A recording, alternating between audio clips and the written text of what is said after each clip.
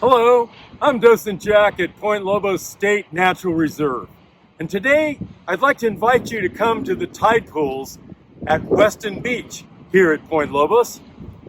And the tide pools are a great place for a family adventure. There's so many fascinating little critters that live out here. And I'm going to tell you today how to prepare yourself for a tide pool adventure.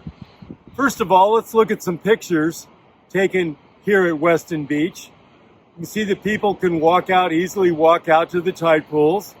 And in these two photos, taken within a few hours of each other, you can see that the tide pools suddenly have disappeared.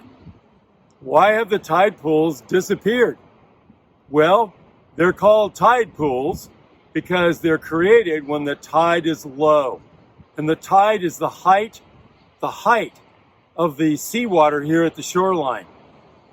The tide changes during the day because of the changing gravitational pull from the moon. So, how do we figure out whether it's a good time to come here to the tide pools or not? We don't want to come here when there's a high tide if we want to see the tide pools. And so I recommend an app called Tide Track. If you go to that app, you'll find a graph that looks like this for that particular day when you want to come to the tide pools. If you want to come from a week from now, it'll tell you what the tides are going to be like on that day. You want to come when there's a low tide, and the lower the low tide, the better. So figure that out first. And any tide that's close to zero, below zero is a minus tide. That's the best. But any tide that's within a foot or two of zero is a good tide for exploring the tide pools.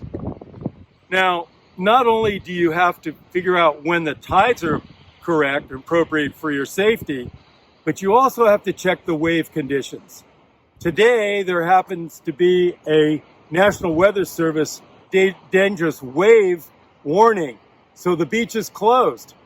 And so if you came here when there were dangerous waves, you'd find a sign saying, dangerous waves, beach closed.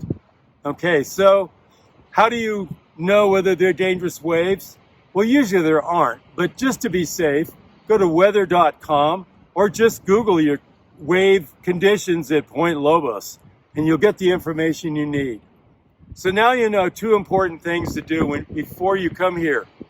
But I'd like to really guarantee the enjoyment of your trip here. And so I'm going to recommend a book that you read ahead of time and possibly bring with you. This Beachcomber's Guide to the Seashore Life of California is great.